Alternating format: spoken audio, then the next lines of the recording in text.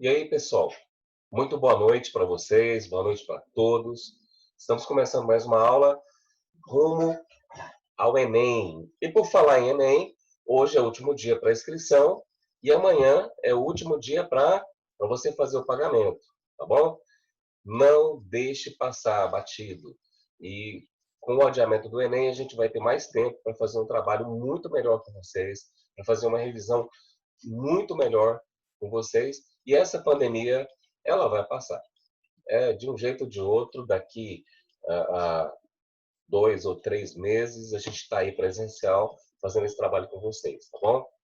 Então vamos lá. Nosso assunto, lembrando que caso você tenha alguma dúvida, você pode entrar lá no chat, deixar sua perguntinha, ou abrir o microfone rapidinho, fazer sua pergunta para mim e a gente vai respondendo, tá bom? Bom, galera, vamos abrir aqui o nosso slide para começar o nosso trabalho aqui com você. Acompanhando aqui. Ó, nós estamos aqui. Tá. Nós começamos aí com a zoologia. Lembrando que essa matéria aqui, ela está lá na página 134, 135. E toda vez que você for fazer um estudo de algum filo da biologia, é interessante que você faça uma comparação com os filos anteriores, tá? Para isso, eu vou mostrar aquele cladograma para a gente fazer uma comparação rapidinho aqui com os filos que nós já vimos. Então, nós temos aqui, o primeiro filo foi o porífero. Filo porífero, como é que ele é? Ele não tem tecidos embrionários, nem tecidos adultos, não tem órgãos, e nem o animal nem se movimenta, tá? A partir do momento em que a gente tem o surgimento dos tecidos embrionários, a gente começa a falar do filo Quinidária. Então, o filo Quinidária é o filo onde a gente tem 2 tecidos embrionários. Por isso, ele é o único animal que vai ser diblástico. Todos os outros animais terão tecidos embrionários, mas terão 3 tecidos embrionários. Serão triblásticos. Tá, que mais que aparece aqui? Esse animal quinidário, ele já possui órgãos, ele já possui sistema nervoso, é um sistema nervoso em rede, bem rústico, bem primitivo, mas já é um sistema nervoso. Tá, já são animais que se movimentam, a gente tem 2 formas corporais, então, a partir do momento em que os quinidários, a gente estuda os quinidários, a gente já pode comparar eles com o próximo filo. Semana passada a gente falou dos plateumintos. Os plateumintos já são triblásticos, ainda não têm celoma, são acelomados, mas já possuem dimorfismo, são animais que já têm um sistema nervoso formando gânglios, a gente fala de sistema nervoso ganglionar, nós já temos movimento, nós já temos tomadas de decisões. Então, à medida que a gente vai avançando nesses filos aqui, você vai perceber que várias características vão surgindo. Mas uma das principais características evolutivas é a presença da boca. E esse animal aqui, a partir dos quinidários, a gente já tem boca. Só que agora a gente tem a boca surgindo a partir de um orifício chamado blastóculo. Então, quando a boca surge do blastóculo, a gente fala que esse animal é um animal protostômio. Se a boca surge a partir de outro orifício, a gente fala que esse animal é deuterostômio. Tá. Nós falamos dos plateumintos, eu falei das características, eu falei da classificação. Só lembrando, quais são os critérios para a classificação dos plateumintos? Os critérios são 2. Primeiro critério, animal de vida livre ou parasita. A gente vai ter uma classe de vida livre. Mas aí vem um outro critério que se sobrepõe a esse, que é o fato do animal ter tubo digestório, mesmo que incompleto, ou ser um animal ausente de tubo digestório. A gente vai ter o platelminto que tem tubo digestório e é parasita, e o platelminto que não tem tubo digestório e também é parasita. E aí, a gente vai ter doenças. Nós vamos ter verminoses, a gente vai estudar na aula de hoje, as 3 principais verminoses são causadas por vermes platelmintos. Teníase. Bom, eu não sei qual que é o método que você está usando para você estudar durante a pandemia. Mas, em algum momento, se você criar o hábito de fazer resumos, escrevendo que existe uma memória chamada memória sinestésica. Nessa memória sinestésica, ela é a memória que ela vai ser produzida a partir do momento que você estiver usando as mãos. Se você estiver tocando o instrumento, você está criando no seu cérebro um caminho para uma memória sinestésica. Depois da dificuldade inicial de aprender a tocar um instrumento, parece que você pega o instrumento e fica tão normal quanto andar de bicicleta. Você não tem que estar pensando naquilo. Essa é a memória sinestésica. Quando você está anotando uma informação, essa informação não vai ficar gravada só no papel. Ela fica gravada no papel e na sua memória. Então, esse resumo que eu vou fazer aqui, da teníase, seria muito importante que você gravasse esse resumo no papel. Mesmo que nesse momento agora você tire uma foto da tela do seu notebook, ou se você tiver no celular, você faça um print.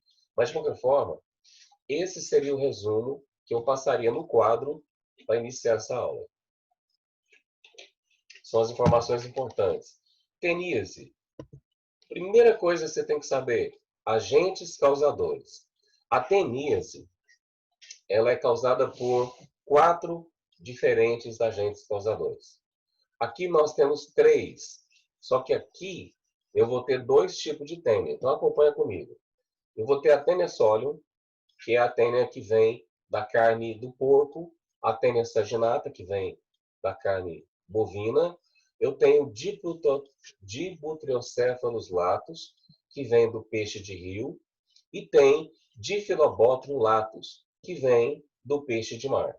Então, esses 4 agentes causadores, se você come a carne desses animais mal passada, mal cozida, mal frita, mal assada, com certeza, se o animal estiver contaminado, você pode receber esse agente causador. Então, só lembrando uma história que aconteceu em São Paulo nos anos de 2002, 2003, 2004. Foi o ano em que aconteceu o boom dos restaurantes japoneses na cidade de São Paulo. E aí, né, naquele momento, num primeiro momento, eles importavam o salmão do Japão e faziam os pratos ali e tal. Só que alguém teve uma ideia. O Chile também vende salmão. Então vamos comprar salmão do Chile que sai mais barato para a gente. Acontece que o salmão do Japão, ele passa por um tratamento, por um resfriamento, por um congelamento a menos 50 graus. Com esse congelamento a menos 50 graus, por mais ou menos uma semana, o parasita morre dentro do peixe. E aí aquele salmão japonês, ele não vai causar a doença, mesmo que você coma o peixe cru, como é o que acontece na culinária japonesa. Mas a partir do momento em que você vai lá e compra o salmão que vem do Chile, que não passa por esse processo, que ele é somente resfriado e enviado aqui para o Brasil, aquele salmão contaminado acabou causando uma epidemia de difilobotríase. Depois você vai no Google e digita lá, epidemia de difilobotríase em São Paulo, no começo do século XXI. E vai aparecer lá os dados. Então, o que acontece? A carne mal passada, e eu sei que muita gente aprecia esse tipo de carne, ela pode ser, se ela estiver contaminada, ela pode ser a transmissão dessa verminose. E lembra, esse animal, ele pode chegar a 15 metros dentro da sua barriga. 15 metros. Mas como que um animal de 15 metros pode caber dentro de mim, que tem só 7 metros de intestino? Bom, o que acontece é que esse animal ele é fininho. Ele parece uma fitinha de durex. Então imagina, se eu pego um rolo de durex e vou puxando e embolando, puxando e embolando, 15 metros vai ficar uma bolinha desse tamanho aqui. E é exatamente o que acontece com esse animal. Ele vai se embolando dentro do nosso intestino, ele não tem tubo digestório, ele vai liberar uma enzima que vai despertar em você uma fome de doce. É o primeiro sintoma. Mas eu não estou falando de você gostar de comer uma pizza, de você gostar de tomar um refrigerante. Eu estou falando de você ficar comendo só carboidrato, praticamente. Eu estou falando de você acordar de madrugada e não ter nenhum carboidrato em casa e você pegar o açúcar, destampar e comer açúcar. Isso é um dos sintomas de que você pode estar com teníase. Outro sintoma, mudança brusca de humor. Essa mudança brusca de humor também acontece, por quê? Porque esse verme ele vai fazendo um volume extra no intestino e toda a ramificação intestinal de nervos pode ficar sobrecarregada e isso leva para o seu sistema nervoso central a informação de que alguma coisa está errada. Sabe quando você tem uma dor de cabeça porque você comeu uma comida estragada, por exemplo? É mais ou menos aquele tipo de dor de cabeça que a pessoa vai ter quando tem essa mudança brusca de humor aqui. Constipação intestinal. Essa pessoa ela pode ficar até 7 dias sem ir no banheiro, por exemplo, fazer o número 2. Ela fica sem defecar e aí o que acontece? Ela vai sentir pontadas ali, ela vai sentir um desconforto, uma cólica, e na hora que ela consegue evacuar, as fezes estão extremamente ressecadas. Então, a pessoa vai no médico, e aí? Tem medicação para isso. A medicação, o médico vai receitar lá de acordo com a massa corporal da pessoa e pode ficar livre desse verme. Só que, infelizmente, se você não ficar livre do hábito de comer carne mal passada, você pode, infelizmente, pegar o verme novamente. Tá? A profilaxia. Como é que a gente evita? Evitando carne mal passada, tá bom? Tá, muitas pessoas confundem teníase com cisticercose. Por quê? Porque são duas doenças diferentes e elas são causadas pelo mesmo verme, pela tênia. Agora observa só esse ciclo de vida aqui da tênia. Aqui, essa coisa aqui que parece uma cabeça aqui, isso aqui é o scolex. A gente chama popularmente de cabeça da tênia. E a partir desse scolex, vamos imaginar que essa caneta aqui seja uma tênia. A partir da tampa aqui, que é o scolex, a cabeça, vão surgindo gominhos, vão surgindo as proglótides, e cada proglótide, ela tem o sexo masculino e o sexo feminino. Então acontece uma fecundação, um proglótide fecunda o próximo, e cada proglótide é uma bolsa de ovos. Depois da fecundação, ela vai produzir vários ovos desses aqui, várias oncosferas, né, esse é o termo. Dentro de cada ovo, dentro de cada oncosfera, vai ter uma larva. Isso vai para o meio ambiente, acaba chegando aqui no pasto, que se esse boi é um boi que cresce livre no pasto ali, ele vai comer esse... Como? Como é que vai chegar lá no pasto? Alguém defeca, isso vai direto para um curso d'água. Não sei se vocês sabem, mas no Brasil, mais ou menos 75% do esgoto doméstico não é, não é, não é tratado, é jogado in natura direto nos cursos d'água. E quando tem uma enchente, quando o leito extravasa, ele pode levar esses ovos aqui para aquela grama. Imagina o que aconteceu agora em Umas. O rio Meia Ponte extravasou, teve uma cheia. Quando o rio volta para a calha dele novamente, aonde a água do rio esteve, com certeza nós temos contaminação. Só que aquele fazendeiro lá, ele deixa o boi pastando como se nada tivesse acontecido. Né? Isso vai para a musculatura do boi, ou do porco, né, se for o caso do porco. Isso acaba virando churrasco ou um bife, e a gente vai comer isso e vai se contaminar e começa tudo de novo. Então, o ser humano, ele vai ser um hospedeiro secundário, um hospedeiro definitivo. Na cisticercose. Cisticercose é outra doença, só que o agente causador é a Taenia solium. Somente a Taenia solium. Aqui não tem a Taenia saginata, não tem Dibutrocephalus latus, não tem Diphyllobothus latus. É só a Taenia solium. Como é que acontece isso? Bom, a transmissão vai ser através de vegetais contaminados. Imagina uma situação. Nós temos aqui em Goiânia, perto de vários córregos aqui, gente que vai lá e faz uma roça de alface. E esse cara, ele pega a água do córrego, ele joga lá uma bomba centrífuga lá, e ele pega a água do córrego para aguar aquele alface.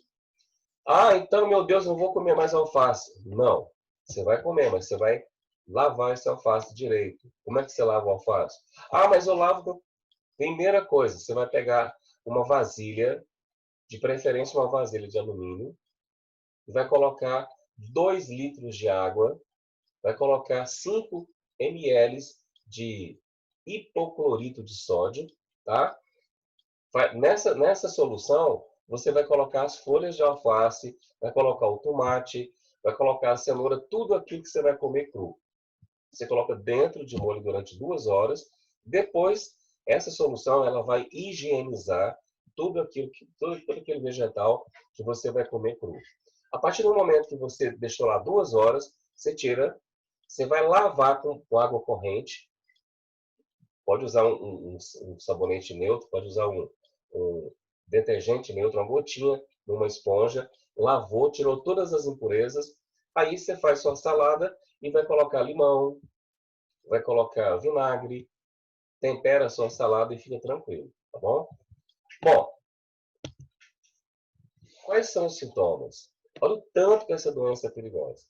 Eu já tive um aluno meu sofrendo uma convulsão lá quando a gente tinha o colégio lá no Araguaia Shopping ainda. Cara, você não faz ideia do que é você ver alguém tendo uma convulsão na sua frente. Então, dores de cabeça frequentes, convulsão, confusão mental e até coma. São sintomas da cisticercose. Por quê? Porque se você comer um vegetal contaminado, aquela larva que está dentro do ovo, a larva cística, ela não recebe nenhum tipo de calor. Então, ela está cheia de enzimas funcionais. Essas enzimas vão abrir um buraco no intestino, ela passa pelo intestino, ela cai na circulação sanguínea e ela pode parar na musculatura ou pode parar lá no nosso sistema nervoso central, no cérebro. O que vai acontecer? Ela, lógico, é evidente que o nosso sistema imunológico vai isolar essa larva, vai fazer uma cápsula de cálcio em volta dela. Mas mesmo assim, mesmo com essa cápsula isolando essa larva tem um poder, mesmo encistada, a gente chama de cisto, mesmo encistada, essa larva ela pode impedir as sinapses. E na hora que impede essa sinapse, vai ter uma tempestade elétrica em partes do seu cérebro. Isso pode causar a dor de cabeça, pode causar convulsão, a pessoa cai dura, fica tremendo na sua frente ali, pode causar também o coma. Isso em casos muito, muito graves, porque se você tiver uma convulsão, na hora alguém te leva para o médico e você, às vezes, vai enfrentar uma situação de você receber a medicação. A medicação, a gente costuma falar que o ansiolítico, anticonvulsionante, ele pode diminuir a atividade cerebral, fazendo com que essa pessoa não tenha assim não tenha uma possibilidade de abstração a ponto de poder ler e conseguir entender um artigo, a ponto de entender um cálculo matemático mais complexo. Então, a medicação para essa doença pode atrapalhar você a avançar nos estudos. Ou a cirurgia. A cirurgia remove o problema. Só que a cirurgia, depois você vai na internet e pesquisa uma cirurgia, o preço da cirurgia para remover cistos da cabeça. 70, 80 mil reais. Eu estou falando de gente que não tem dinheiro, às vezes, para comprar comida em casa. Ele não vai ter dinheiro para fazer uma cirurgia dessa.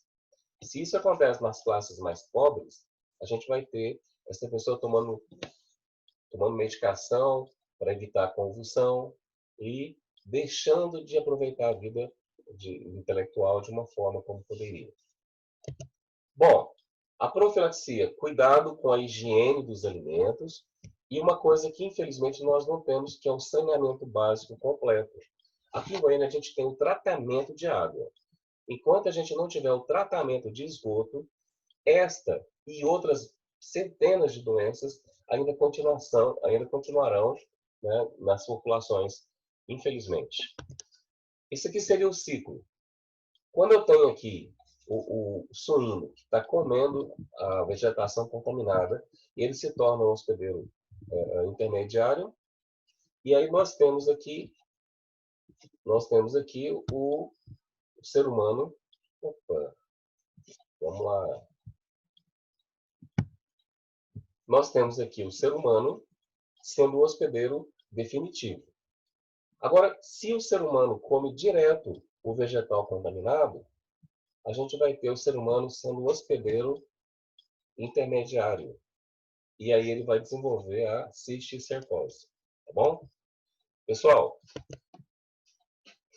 outra doença muito importante, outra doença que, infelizmente, ela ainda está presente numa grande quantidade de pessoas no interior do Brasil, é a esquistossomose, também chamada de barriga d'água. A barriga d'água, ela vai ser causada por esse verme aqui, o verme Esquistossoma mansoni. O Esquistossoma mansoni, ele é um verme que fica em cima do nosso fígado, então ele é extraintestinal. Então esse parasita, a pessoa vai pegar ele se tiver contato com a água contaminada. Essa água, geralmente, ela está no açude. Gente, lembra disso. Por que ela tem que estar no açude? E é todo açude? Não. Nesse açude, tem que ter o caramujo, que é o hospedeiro intermediário do esquistossoma. Que é qualquer caramujo? Não. É o caramujo do gênero Biofalaria ou do gênero Planorbideo. Na hora que esse caramujo recebe uma larva, a larva miracida, a gente vai ver o ciclo aqui agora, de dentro do caramujo acontece uma transformação e acontece a liberação de cercárias. Então, essa transmissão, ela vai, a pessoa que pisar naquele açude, a pessoa que lavar uma roupa naquele açude, ela vai ter a larva entrando pela pele, essa larva vai chegar no fígado, lá desenvolve um animal macho, um animal fêmea, que vai ficar em cima do fígado, represando uma parte da linfa, porque esse animal ele vai se alimentar de substâncias que estão presentes na linfa. Como a linfa está numa quantidade maior do que ele pode se alimentar, esse represamento vai ficando maior, até que a pessoa vai ter uma barriga, às vezes muito maior do que a barriga de uma grávida. Tá?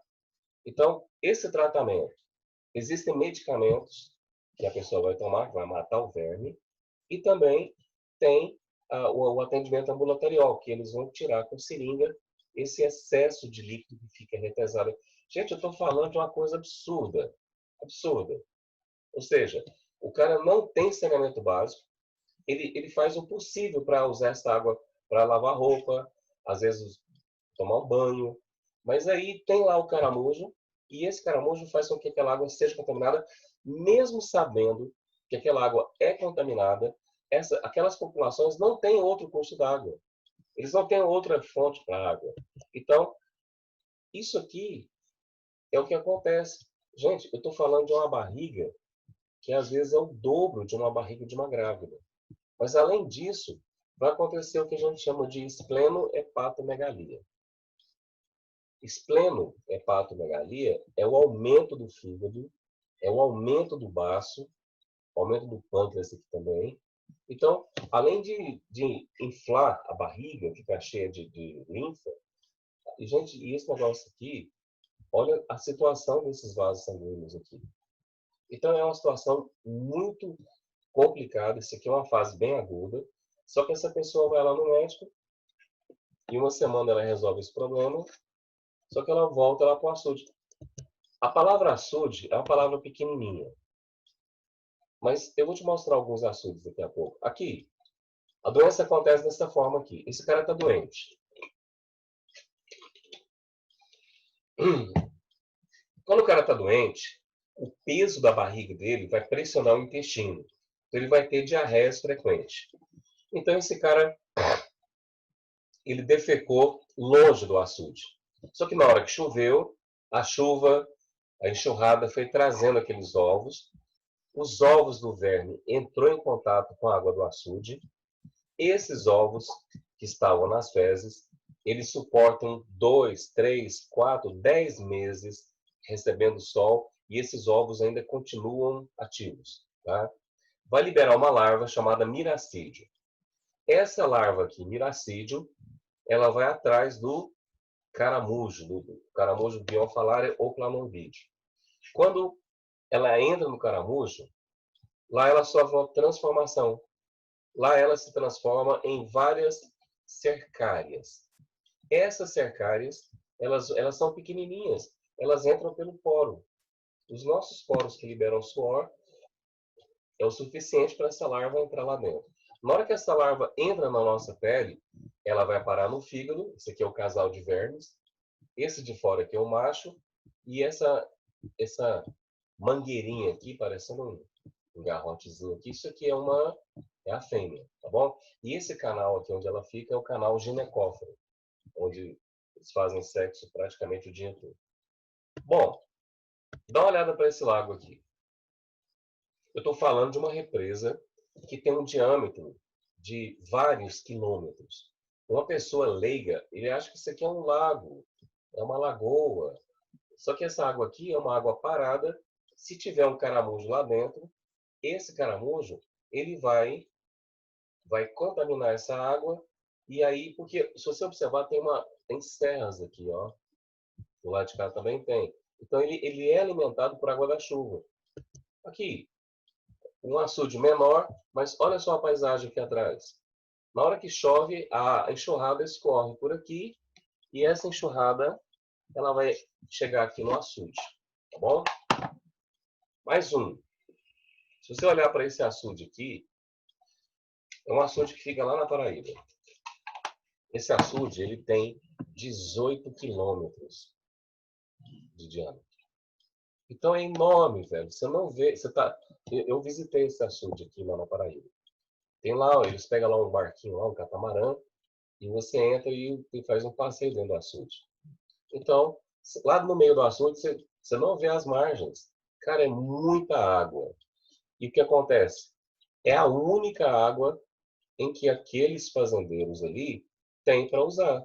Então, o gado bebe dessa água, as crianças tomam banho nesse açude, as mulheres lavam roupa nesse açude, as pessoas pegam água nesse açude, se bem que eles já têm uma sabedoria popular que fala que isso aí é chamado de Lagoa da Coceira. Quem entra aí já começa... Aonde a larva entra, ela arde a pele. Então, eles vão fazer quando eles pegam água para beber, eles fervem essa água e filtram essa água aí para depois esperar resfriar para beber. Pelo menos isso ajuda um pouco, mas na verdade não é através da ingestão da água. A doença acontece através do contato, né? Infelizmente. Temos uma perguntinha aqui.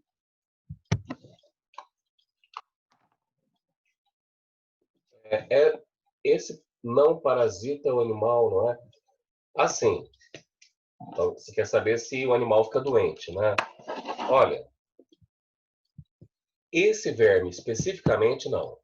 Esse verme, ele vai parasitar o ser humano. Mas tem um verme dessa mesma família, chama-se Facíola hepática, que vai parasitar carneiros, vai parasitar ovelhas, vai parasitar cabritos. Então, o esquistossoma, ele é um animal que precisa de determinadas enzimas humanas para poder se desenvolver. Mas tem outros vermes dessa mesma família que vai parasitar o ducto biliar dos ovinos, dos caprinos, tá bom? Pessoal, foi um prazer enorme fazer essa aula com vocês. Eu gostaria que vocês lessem sobre esse assunto. Nesse domingo agora, eu vou mandar uma outra lista sobre os plateumintos, mas lá no site tem uma lista sobre os poríferos e os quinidários. Vai lá, tenta responder, qualquer dúvida você entra em contato comigo, tá bom? Pessoal, um abraço, até mais, boa noite para vocês.